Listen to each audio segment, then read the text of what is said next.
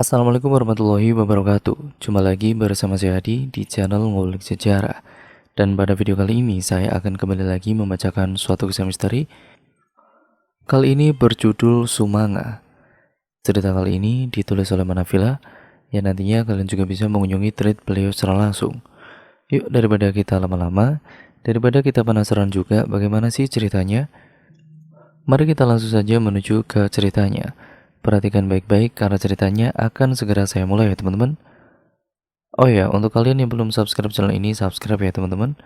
Dan juga untuk mendengarkan video kali ini, saya sarankan agar kalian mendengarkan video kali ini dengan earphone terbaik kalian, agar kalian mendapatkan kualitas audio yang jauh lebih baik. Yuk langsung saja kita mulai ceritanya.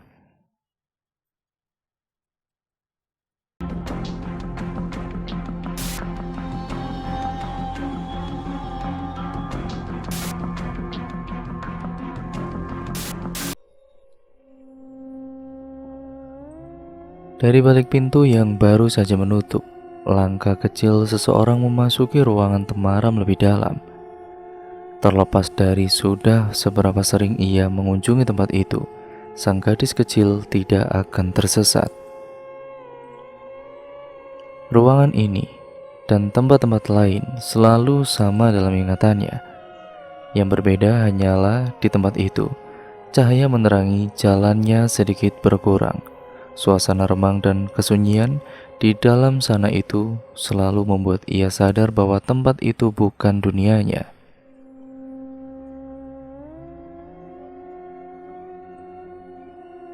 Hai para suara, kemana pergi? Hai yang di sana, kemana pergi? Aku memanggilmu lewat lagu kita. Hadirlah sekarang. Aku membutuhkanmu untuk teman kecilku. Hadirlah. Nada-nada itu bersenandung lirih dari balik bibir mungilnya. Tangan kecilnya memeluk erat sebuah boneka. Matanya yang terpejam segera membuka begitu merasakan hawa dingin di sekitarnya. Kedua sudut bibirnya tertarik. Tiga sosok anak kecil dengan tinggi serupa secara tiba-tiba muncul di depan. Bibir-bibir pucat itu bergerak, ikut membalas senyumannya. Ayo main. Terlahir tidak normal. Tiga kata itu yang orang-orang pakai untuk mendefinisikan dirinya. Semua tetangganya terlihat salah. Namanya bahkan bukan lagi miliknya, yang semenjak julukan anak aneh menggeser kedudukan namanya dari ingatan semua orang. Gelar itu tentu tidak ia dapat begitu saja. Mulanya Dea merasa heran mengapa orang-orang ini kok mengatainya untuk berhenti berbicara sendirian. Teman dekatnya bahkan mulai menjauh hanya karena peringatan-peringatan yang ia berikan kepada orang-orang sekitar. Ada seseorang di belakangmu. Kaki kirimu hampir menginjaknya. Ada orang di kursimu.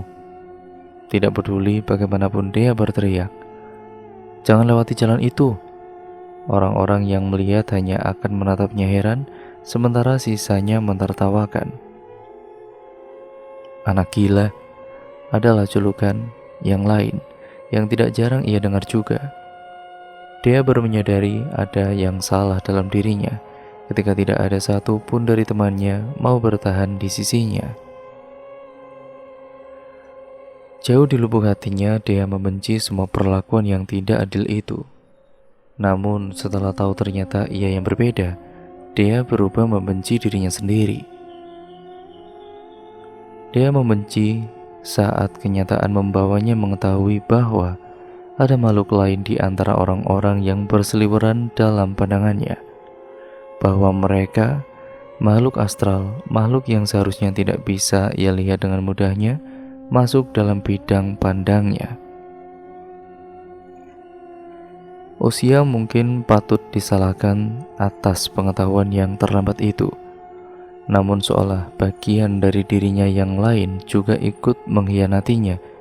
Dengan usia yang masih belia, mengapa gadis kecil itu masih mengerti kalau ia dikucilkan? Sewaktu-waktu ia harus bersembunyi di tempat sepi untuk menangisi kemalangannya. Mengapa untuk yang satu ini ia cepat sekali paham? Tidak bisakah ia berpura-pura untuk tidak mengerti ketika semua orang menghinanya? Terlambat. Siapa yang akan bertanggung jawab atas hancurnya psikis anak yang baru berusia 7 tahun? Ketika anak lain bermain dengan leluasa di luar sana, dia hanya bisa meringkuk di balik jendela. Ketika anak-anak lain dengan bebas memilih tempat liburan mana yang harus mereka kunjungi, dia ini sibuk kontak-kontak psikiater untuk mempertahankan kewarasannya. Ketika sekolah telah menjadi tempat untuk mengenal lebih banyak teman, dia telah kehilangan semua itu bahkan sebelum ia benar-benar memilikinya. Homeschooling sangat membosankan, tetapi pilihan itu harus ia ambil saat dunia sudah tidak menginginkan dirinya hadir di tengah-tengahnya. Walaupun sebenarnya ia tidak benar-benar sendirian. Makhluk pucat dengan segala rupa itu selalu hadir dimanapun. Bunyi dering ponsel di meja seberang tidak membuat Dea terusik. Tangannya sibuk mengaduk makanan di piring yang ia pegang. Nafsu makan yang buruk membuat ia sulit menelan makanan dengan baik, tetapi ia harus tetap makan. Ia benci rasa perih yang melilit perutnya, tetapi omelan ibunya lebih mengganggu untuk didengar. Jarum jam sudah menunjukkan pukul angka 2. Jika menunggu sebentar lagi, ia akan dimarahi. Halo? Iya benar, dengan saya sendiri. Dia mengabaikan suara ibunya seolah keberadaannya jauh di sana. Semenjak ayahnya meninggal, walaupun dia dan ibunya akhirnya tidur sekamar, itu tidak membuat dinding es di antara kedua anak dan ibu itu mencair. Sikap Laura yang menegur seperlunya, menyuruh makan saat tiba waktu makan, meminta belajar saat tiba waktu belajar, mengingatkan tidur saat tiba waktu tidur, telah menjadi contoh yang tidak sengaja dia tiru. Tidak butuh banyak usaha untuk belajar menjadi seorang pendiam yang abai. Tanpa ibunya ajari, tabiat itu telah mendekat, menjadi cara bagi dia menjalani hidup selama 7 tahun terakhir ini. Baik, Bi, saya sudah menyiapkan berkas yang diperlukan. Yang ingin membeli rumah ibu sudah memberi persetujuan. Pergerakan dia terhenti. Kepalanya terangkat mendengar kalimat yang baru saja ibunya lontarkan. Ia cukup terkejut mendengar rumah neneknya akan benar-benar dijual. Walaupun tidak mengutarakan, ada sedikit keengganan yang langsung menyelimuti hatinya. Kenangan tentang rumah itu seketika hadir memenuhi pikirannya. Dea tidak berniat mengungkapkan ketidaksetujuannya, hanya menyayangkan rumah itu bukan lagi milik mereka andai suatu saat Dea berkeinginan untuk mampir. Sedikit kerutan di dahi yang Dea perlihatkan juga bukan ia peruntukkan kepada ibunya. Kendati ucapan Laura itu begitu menusuk dan juga mengusik, dia merasa tidak perlu menunjukkan sikap. Ia bahkan tidak sedang menatap wanita yang baru saja menutup panggilan itu. Sesosok berambut panjang dengan wajah penuh darah yang berdiri di samping ibunya yang kini mengambil atensinya. Pemandangan klise yang memuakkan. Dea akan terus menatap sosok itu, hanya untuk memastikan hantu wanita berpakaian panjang tidak mengganggu siapapun. Kamu makan di kasur lagi? Sudah berapa kali mama bilang? Kalimat ibunya lagi-lagi menjadi pengalih. Dia menunduk tidak ingin menyambut bentangan itu. Aku sudah kenyang. Dia beranjak dari kasur, menenteng piring yang masih menyisakan sedikit makanan. Tidak perlu memastikan apakah amarah Laura telah berkurang atau semakin tersulut, namun langkah dia terhenti saat suara ibunya kembali terdengar. Kamu mau ikut? Besok mama mau ke rumah nenek. Laura tidak perlu membahas lagi tentang penjualan rumah itu. Dia sudah tahu sebelumnya. Walaupun ucapan ibunya lebih terdengar sebagai sebuah pernyataan, alih-alih meminta saran, ibunya sudah menganggap dia setuju. Dia tadinya ingin menjawab tidak, tetapi penglihatan tentang makhluk gaib barusan membuat dia kembali mengingat kenangan masa lalu di rumah itu. Kenangan tentang mereka yang menjadikan Dea akhirnya kembali merasakan kehadiran seorang teman. Entah kenapa dia ingin kembali. Ia ingin melihat mereka, yang mungkin ini akan menjadi pertemuan terakhirnya. Aku ikut. Dari Alaga Kota, butuh 3 jam untuk sampai di desa Wajuk, desa yang seperempat tanahnya dipenuhi perkebunan teh. 3 jam adalah jarak yang sedikit jika ditempuh sesekali. Walaupun begitu, dengan kesibukan orang tua yang tidak Dea pahami, butuh setidaknya 6 bulan sekali bagi keluarganya untuk berkunjung ke sana. Semenjak kepergian sang nenek 5 tahun lalu, jarak yang ada terasa semakin jauh. Setelah bertahun-tahun lamanya, ia dan juga ibunya baru akan berkunjung sekarang dan dengan tujuan yang terlalu malas untuk ia ingat. Entah apa yang Laura lakukan sebelumnya, jam keberangkatan seharusnya pukul 10 pagi, kini mundur hingga 5 jam. Dia tidak bertanya apa alasannya, ia terlalu malas. Komentarnya tidak akan merubah apapun. Dia kemudian membiarkan ibunya menyetir sendirian, sedangkan ia memilih duduk di belakang. 30 menit menggulir layar ponsel. Kantuk yang menyerang membuat Dea tertidur tanpa sadar. Niat awal ingin mengambil gambar pemandangan senja di bukit yang akan dilewati nanti pupus sudah. Ketika ia terbangun, mobil yang ia tumpangi telah berhenti. Suara pintu ditutup menyambutnya. Mengintip di jendela, pemandangan sebuah rumah yang berdiri kokoh di halaman luas mengkonfirmasi pikiran Dea bahwa mereka baru saja sampai. Merasakan pergerakan lain, Dea melirik dan mendapati Laura memasuki rumah dengan langkah terburu-buru. Ia hanya memandang sejenak sebelum perhatiannya kembali beralih ke sekitar. Sudah mulai gelap, Dea menggeser posisinya, meluruskan pinggang yang terasa kaku sementara tangan kanannya mencari ponsel yang terlepas dari genggaman. Pencariannya terhenti saat sneakers putihnya menginjak benda kertas. Ia benar-benar ketiduran sehingga membiarkan ponselnya jatuh di bawah sana. Alis Dea mengerut melihat angka 1750 yang tertera di lock screen ponselnya. Mereka sampai sedikit lebih cepat. Dia menjadi paham akan mengherankan jika Laura tidak terburu-buru, sementara wanita itu sudah menaruh janji. Jelas ibunya harus merasa bersalah setelah membuat kliennya menunggu lama. Mengabaikan pikiran tentang penjualan rumah, Dea memilih melangkah turun. Sepi adalah hal pertama yang ia pikirkan. Suasana pedesaan kental menyambut, keheningan yang selalu Dea sukai. Rumah kayu 2 lantai berdiri di depan, jejeran kayu ulin sebagai dindingnya tidak meninggalkan jejak lapuk. Warna coklat alaminya terlihat jelas di beberapa bagian. Jati jauh tua yang sudah memudar memberi kesan suram.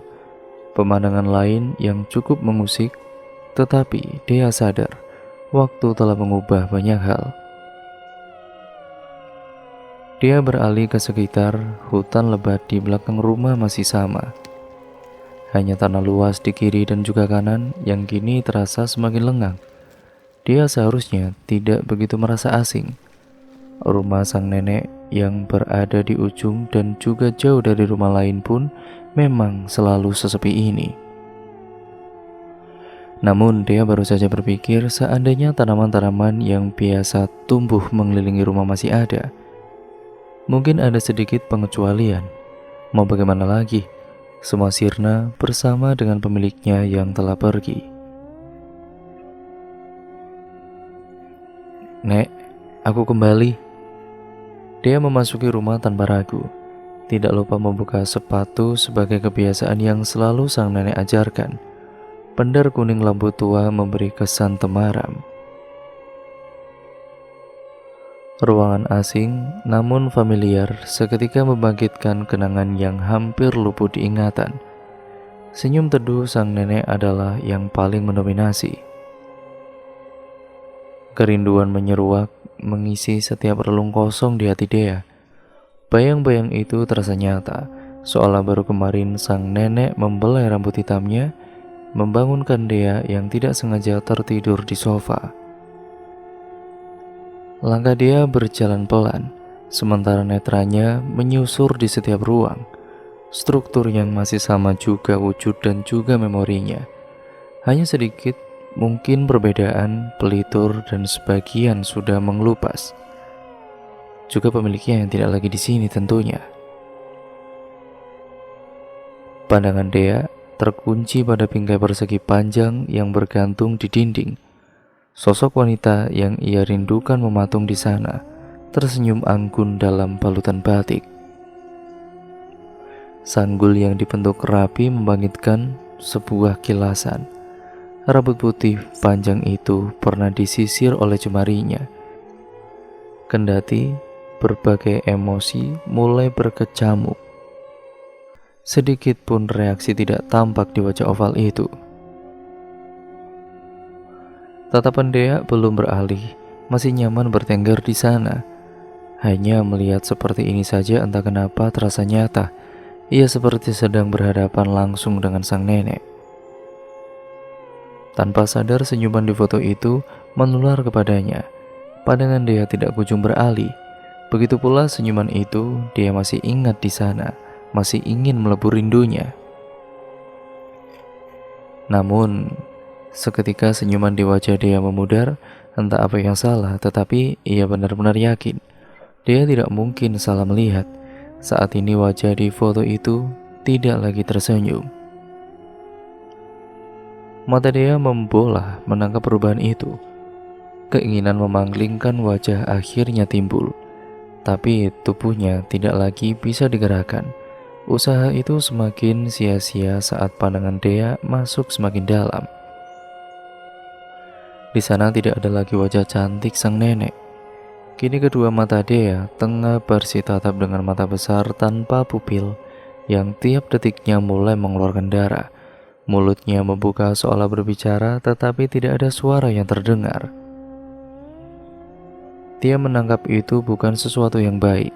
Ekspresi sosok yang ia lihat menampilkan sebuah kemarahan. Bertahun-tahun hidup dalam bayangan yang mengerikan. Entah kenapa, kali ini untuk pertama kalinya Dea merasakan sesuatu yang sangat berbeda. Ia ketakutan. Dea benar-benar merasa takut. Dea merasa tenggelam. Wajah sosok itu mulai mendekat, tiap detiknya semakin membesar. Tetapi tubuh Dea masih tidak dapat digerakkan.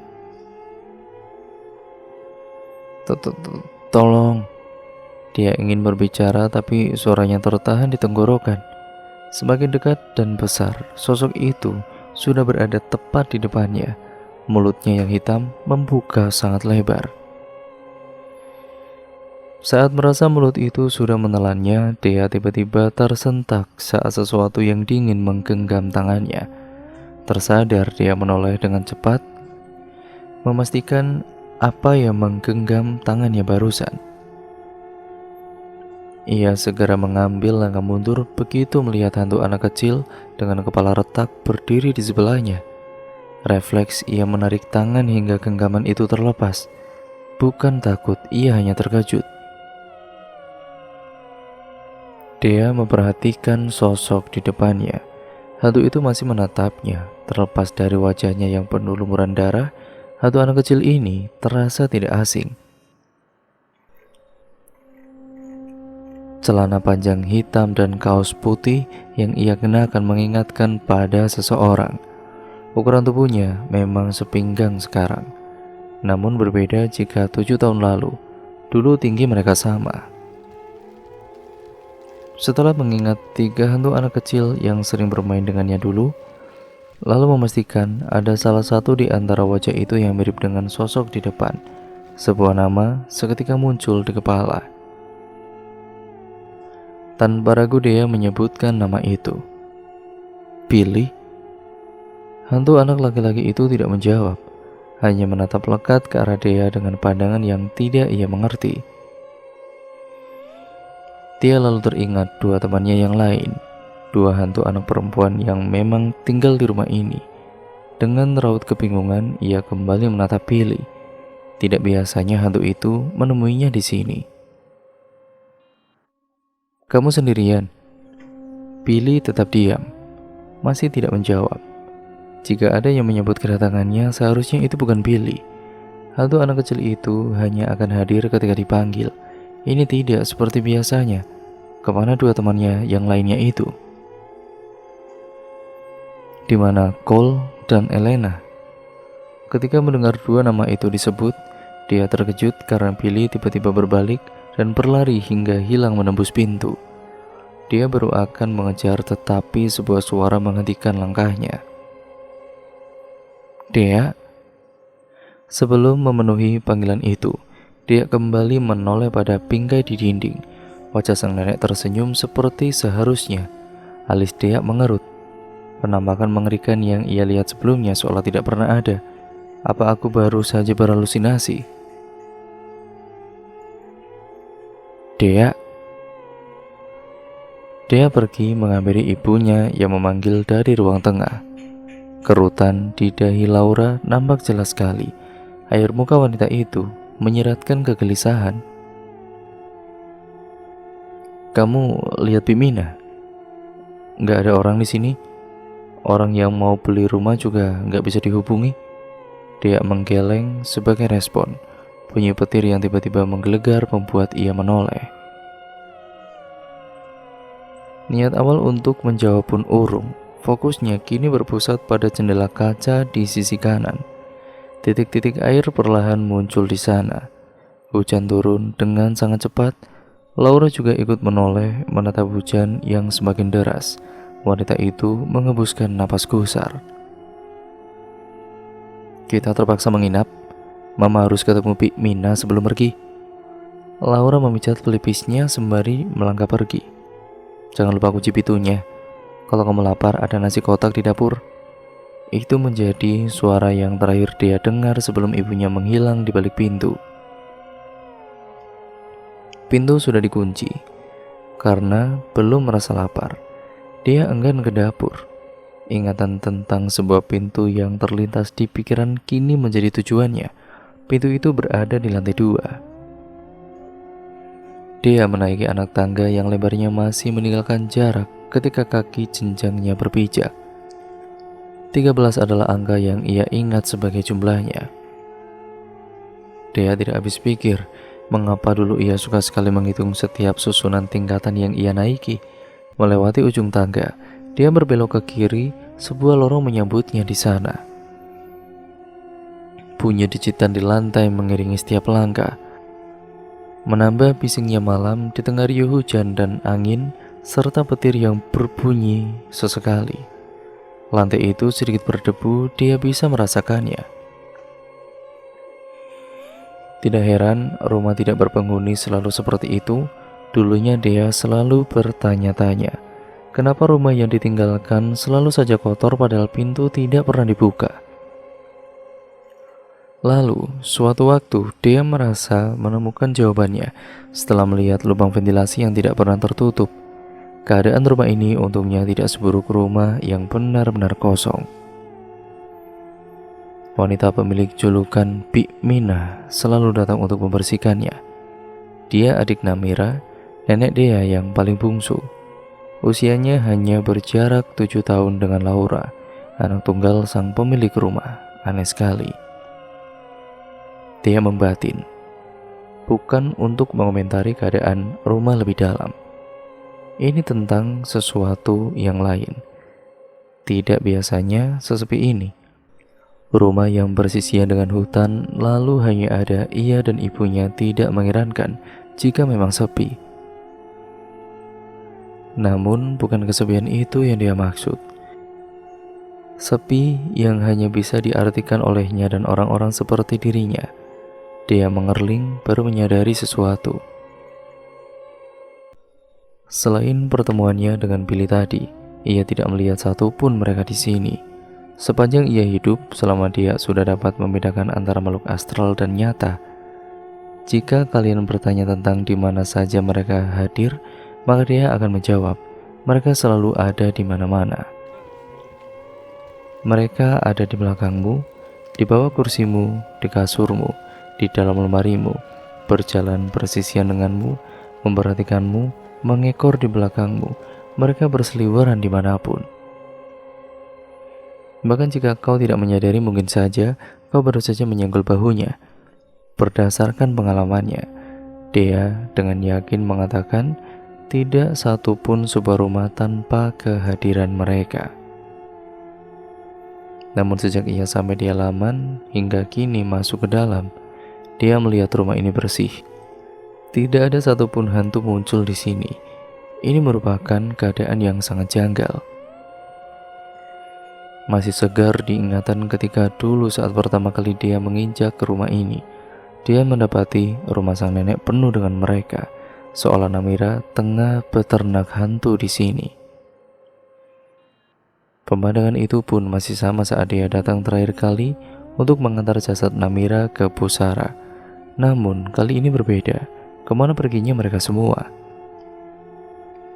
Dia menepis pikirannya ketika langkahnya telah sampai di ujung lorong. Sebuah dinding kayu yang polos tanpa ornamen berdiri di hadapannya. Dia mematung di sana seolah ada sesuatu di baliknya. Benar saja setelah sepersekian detik, tangan dia terangkat menyentuh dinding. Terdiam sesaat, dia menyeret tangannya menyebabkan dinding itu bergeser, memperlihatkan sekat lain yang kali ini tidak sepolos sebelumnya. Tekstur pahatan ciri khas sebuah pintu lengkap dengan kenop di sisi kanan. Sebuah pintu. Dea? Nenek punya sebuah rahasia. Kamu mau dengar? Ingatan tentang Namira seketika berkelebat di pikiran. Kepingan-kepingan memori saat sang nenek untuk pertama kali membocorkan rahasia tentang pintu itu. Rahasia? Bukannya rahasia tidak boleh diberitahukan ke orang lain? Sudut bibir Dea tertarik, mengingat dirinya yang saat itu masih polos menolak dengan halus pengakuan Namira. Tapi kamu bukan orang lain, sayang. Boleh begitu? Dia kecil masih memastikan. Tentu, ikut nenek. Yang ingin kamu lihat ada di lantai 2. Dia memutus ingatan masa lalu. Menatap pintu di depan rasanya seperti sama. Seolah ini kali pertamanya ia berdiri di sini. Dengan sedikit keraguan, dia mulai meraih kenop pintu. Ia tidak memberi usaha, berarti pintu itu terbuka dengan sangat mudahnya saat gagangnya ia tarik ke bawah. Di dalam sana, sejauh mata memandang lorong yang sama membentang di depan. Ia seolah masih di tempat yang sama dan hanya membalik posisi. Namun seperti inilah adanya. Dimensi lain refleksi dari dunia sebenarnya. Tempat yang sebelumnya Namira sebut sebagai rahasia, sebuah dimensi paralel yang dia ingat sang nenek pernah menyebutnya Sang Yawalu. Hai para suara, kemana pergi? Hai yang di sana, kemana pergi? Aku memanggilmu lewat lagu kita. Hadirlah sekarang. Aku membutuhkanmu untuk teman kecilku. Hadirlah. Suaramu bagus. Anak kecil yang baru selesai dengan nyanyiannya berbalik begitu mendengar sebuah suara.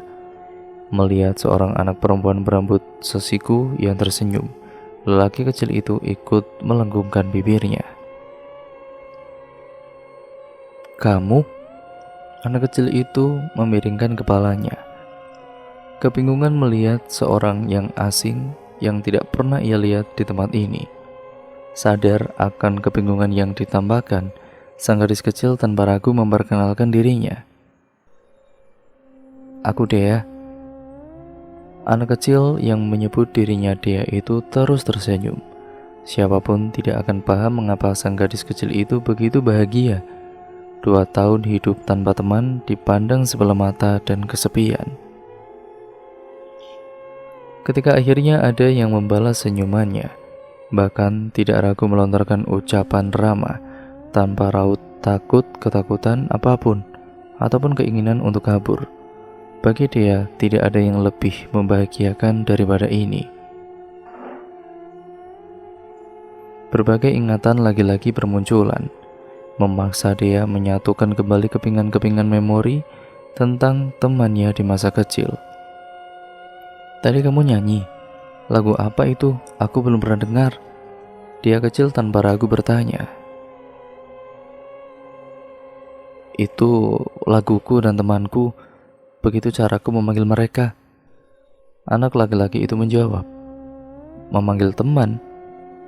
Tepat saat dia bertanya, 2 anak perempuan berambut pirang muncul bersamaan di sampingnya. Keduanya sama-sama mengenakan gaun. Satu berwarna merah dan satu lainnya berwarna biru yang sedikit memudar. "Dia temanmu?" Dia bertanya lagi. Ia semakin melebarkan senyuman. 2 anak itu melambaikan tangan kepadanya. "Iya, mereka Cole dan juga Elena." Aku hampir lupa."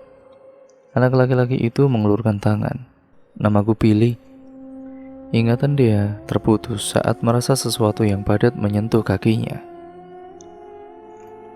Ia membelalak, sebuah kepala berdiam tepat di samping kakinya. Hanya kepala saja. Dia bergidik saat satu lagi kepala menggelinding ke arahnya. Ia segera bergeser karena nyaris tertabrak.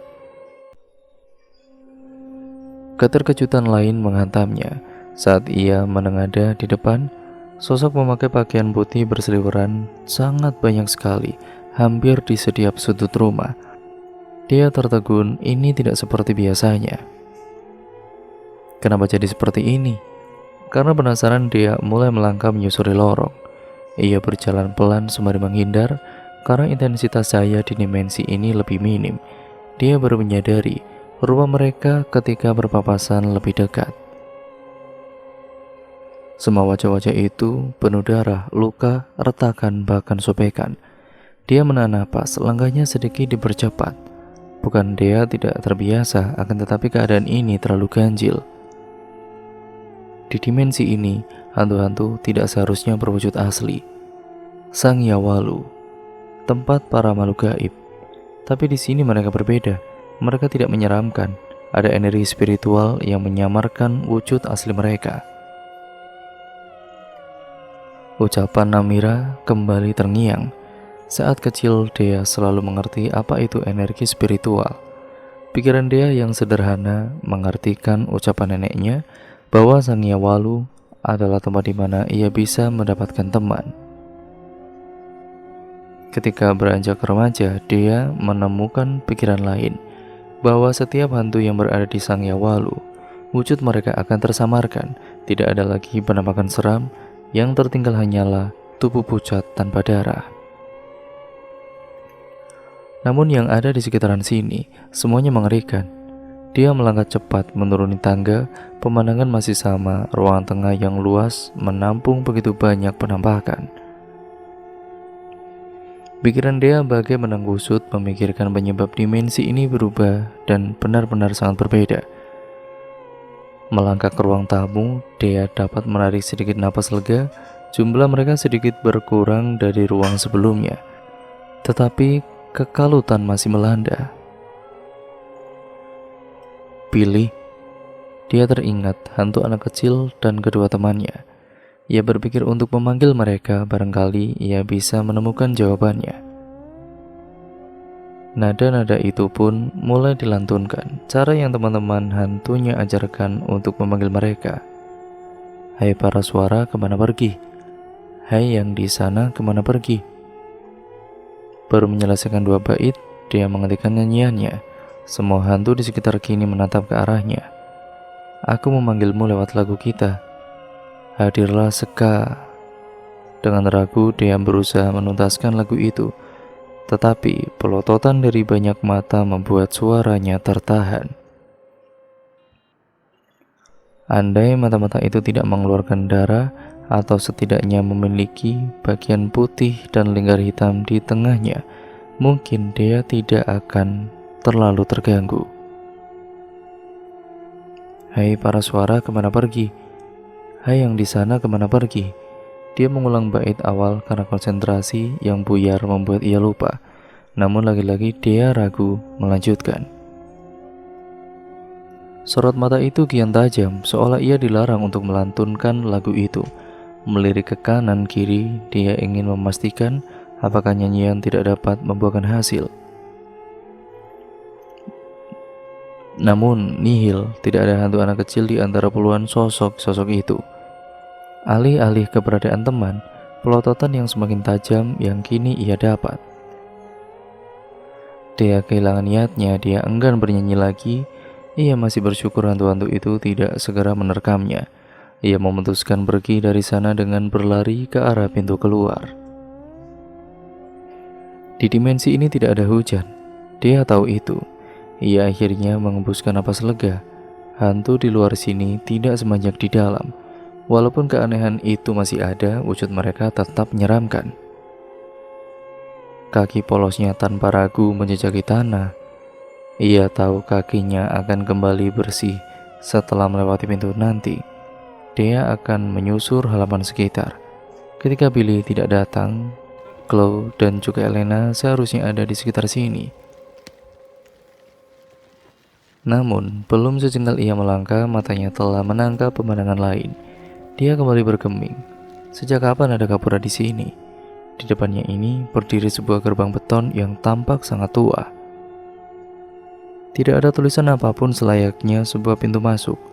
Dinding-dindingnya dipenuhi lumut yang mengering. Di sampingnya berdiri sebuah rumah kayu kecil. Bentuknya seperti rumah pohon, tetapi penjaga di bawahnya hanya sebatang kayu tanpa cabang. Itu jelas sengaja dibuat. Ada cahaya di dalamnya, pendari singgah yang dipantulkan membuat dia menebak itu sebuah lilin atau mungkin sebuah lampu minyak.